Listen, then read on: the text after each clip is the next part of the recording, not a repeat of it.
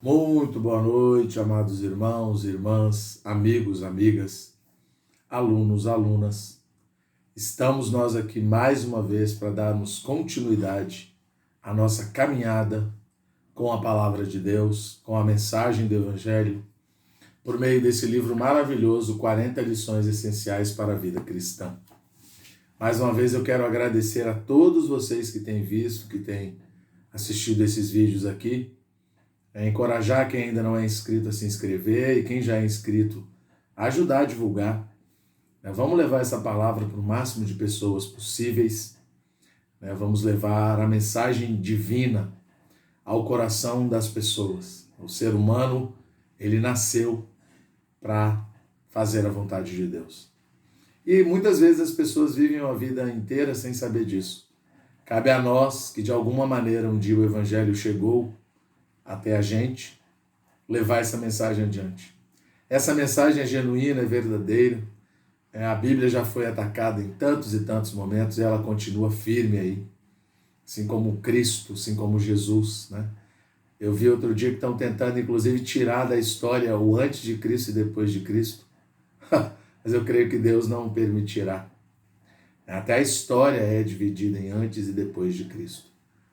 Deus, quando se encarnou na figura desse homem simples, humilde, mas que foi fiel, inteiramente fiel à vontade do Pai, esse homem, Jesus, o Salvador da humanidade, continua fazendo obras maravilhosas por toda a humanidade há mais de 2000 anos aí. E nós somos fruto disso e nós queremos cada vez mais levar adiante essa mensagem. Eu encorajo vocês que têm assistido esses vídeos a também levar essa mensagem. Não tenham medo, não se envergonhem desse nome. Vamos confessar esse nome onde nós estivermos. Sempre digo aqui, não temos o menor interesse em dar um curso sistemático de teologia, nada disso. A gente aqui só quer falar da palavra de Deus. Eu creio que a mensagem divina, a mensagem de amor, é a coisa mais necessária para a humanidade. E essa é a mensagem bíblica. É o amor de Deus ao homem. Vamos continuar fazendo isso, tá certo? E hoje nós já estamos na lição 33. Olha que coisa maravilhosa. E o título da lição 33 é A Importância do Ruminar e do Profetizar. Eu explico isso, Ruminar é comer de maneira vagarosa, prazerosa a palavra de Deus. Profetizar é falar a palavra de Deus. Um profeta é quem fala a palavra de Deus a outras pessoas, tá certo? Isso é um profeta. Quando o Novo Testamento fala acerca das reuniões cristãs ou dos cultos, sempre ressalta um item, falar. Em 1 Coríntios 14, 26, lemos: Que fazer, pois, irmãos, quando vos reunis, um tem salmo, outro doutrina, este traz revelação, aquele outra língua, e ainda outro interpretação. Seja tudo feito para a edificação. Considerando-se que salmos podem ser falados, Efésios 5,19 diz isso, todos os itens que Paulo menciona aqui referem-se a falar. As reuniões cristãs no Novo Testamento são cheias de falar. A palavra é sempre o centro das reuniões. Muitas vezes nossas reuniões não são tão ricas, porque falta a palavra, o falar. Isso levanta algumas questões. Quem deve falar? O que se deve falar? Paulo afirma que todos podem falar quando a igreja se reúne. 1 Coríntios 14, 31. E o Senhor Jesus afirma que a boca fala do que está cheio o coração. Lucas 6, 45. Logo, todos podem falar e falar a palavra de Deus. Não podemos apenas nos reunir para falar qualquer coisa, e sim o que produz edificação. Para isso, precisamos ter conteúdo, precisamos ter um bom depósito da palavra em nós. Assim, devemos conhecer a Bíblia e os livros espirituais que nos ajudam a entender e absorver as Escrituras. Para ter conteúdo, devemos ruminar a palavra. A Bíblia assemelha o povo de Deus a um rebanho. Individualmente somos ovelhas. Ovelhas são animais ruminantes, ingerem o alimento e depois o voltam à boca para mastigá-lo ainda mais e digeri-lo. Assim, devemos fazer também depois que ouvimos uma mensagem ou lemos algum trecho das Escrituras ou livros espirituais. Devemos ruminar essa palavra. Isto é, devemos trazê-la de volta à nossa boca e falá-la uns aos outros, para que todos aprendamos e sejamos alimentados e edificados. Em Atos 2,42 lemos que os primeiros cristãos em Jerusalém perseveravam nos ensinamentos dos apóstolos, no partir do pão e nas orações. Eles ouviam o que os apóstolos falavam e depois compartilhavam entre si, isto é, ruminavam a palavra, no templo e de casa em casa. Essa deve ser a prática cristã hoje. Também em reuniões nas casas ou em pequenos grupos, podemos ter a prática mencionada por Paulo em 1 Coríntios 14. Se, pois, toda a igreja se reunir no mesmo lugar e todos profetizarem e entrar algum incrédulo ou indouto, é ele por todos convencido, testemunhando que Deus está de fato no meio de vós. Porque todos podereis profetizar um após o outro, para todos aprenderem e serem consolados. Versículos 23 a 25 e o versículo 31. Profetizar não necessariamente tem o sentido de dizer algo que está por acontecer, mas é simplesmente falar por Deus, expressar Deus ao falar e dispensar Deus às pessoas por meio da palavra. Esse deve ser o desejo de todo cristão normal. Não é necessário ser um pregador ou ministro ordenado para fazer isso. O importante é ter um depósito da palavra em nosso interior e desse tesouro tirar riquezas espirituais e bênçãos para suprir as pessoas.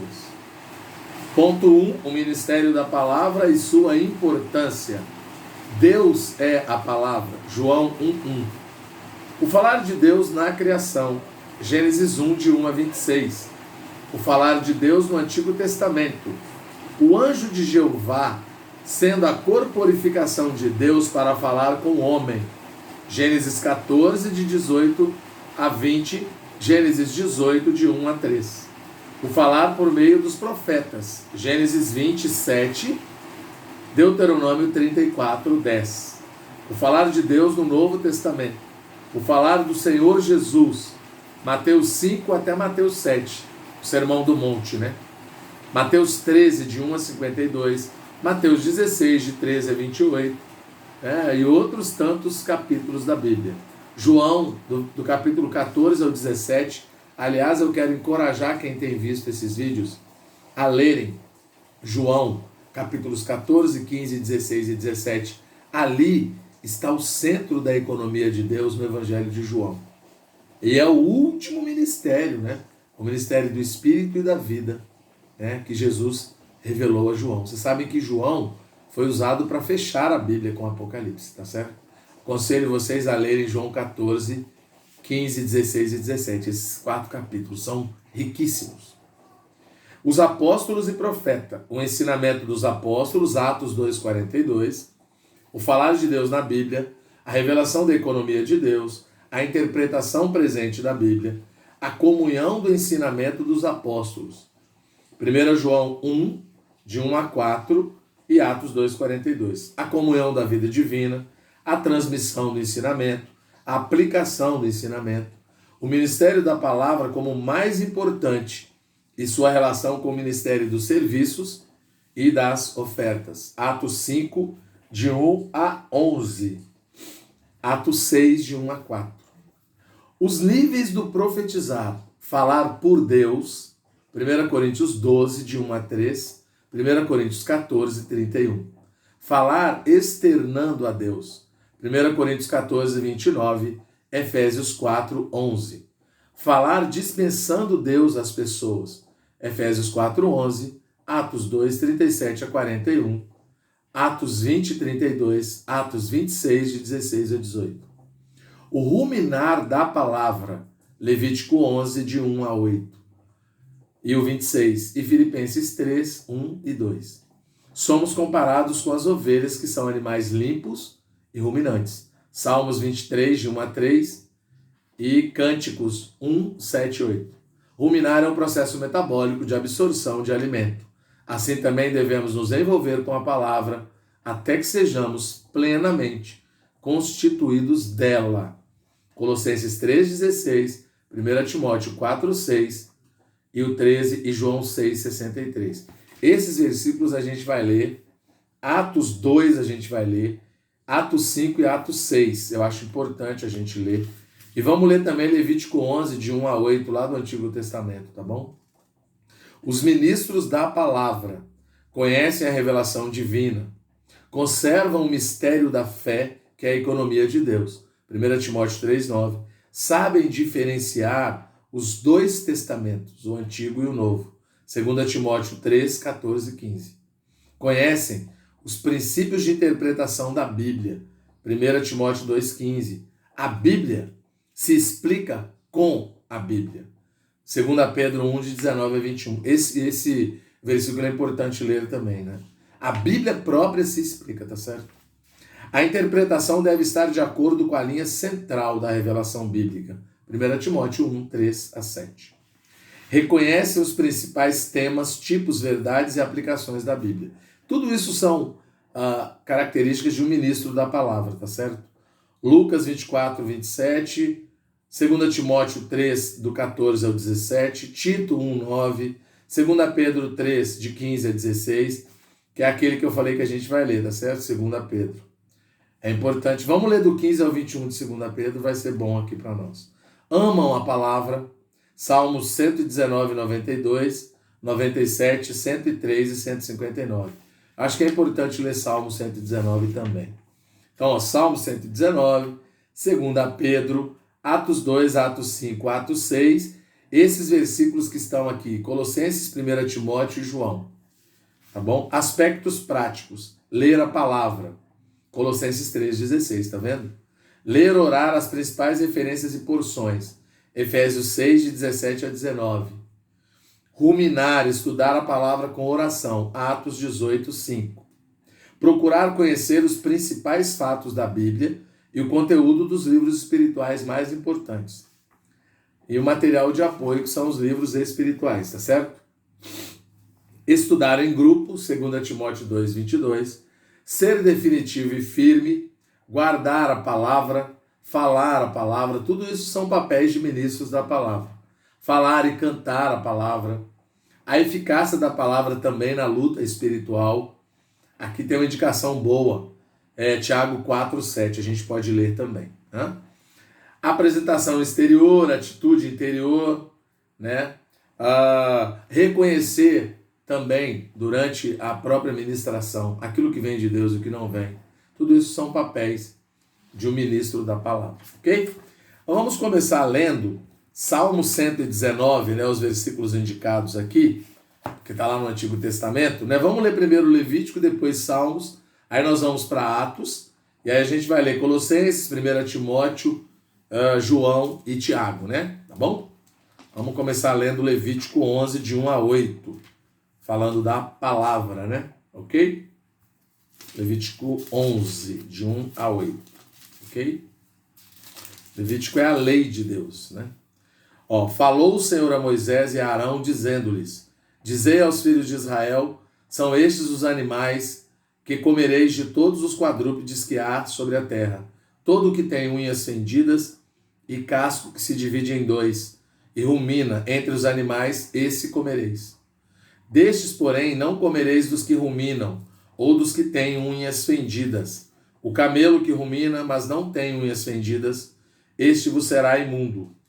O arganaz, porque rumina, mas não tem as unhas fendidas, este vos será imundo. A lebre, porque rumina, mas não tem as unhas fendidas, esta vos será imunda. Também o porco, porque tem unhas fendidas e o casco dividido, mas não rumina, este vos será imundo.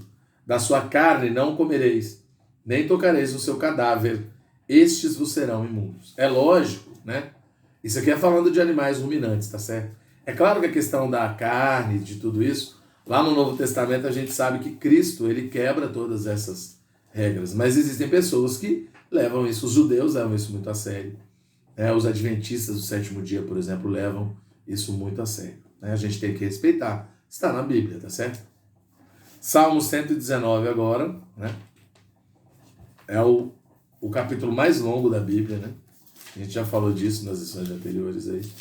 119 é alguns versículos, vamos lá. Versículo 92 primeiro, né? Aqui diz assim: não fosse a tua lei ter sido o meu prazer, há muito já teria eu perecido na minha angústia. Agora o versículo 97. Quanto amo a tua lei e a minha meditação todo o dia. E agora o 103, é riquíssimo, eu lembro desse versículo.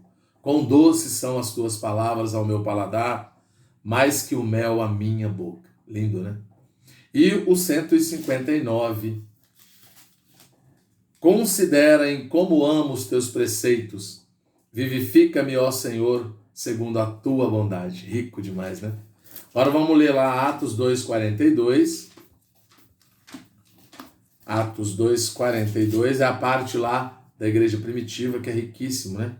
E perseveravam na doutrina dos apóstolos, na comunhão, no partir do pão e nas orações. Lindo isso, né?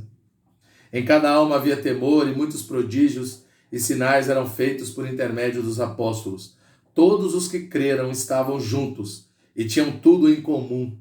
Vendiam as suas propriedades e bens, distribuindo o produto entre todos, à medida que alguém tinha necessidade.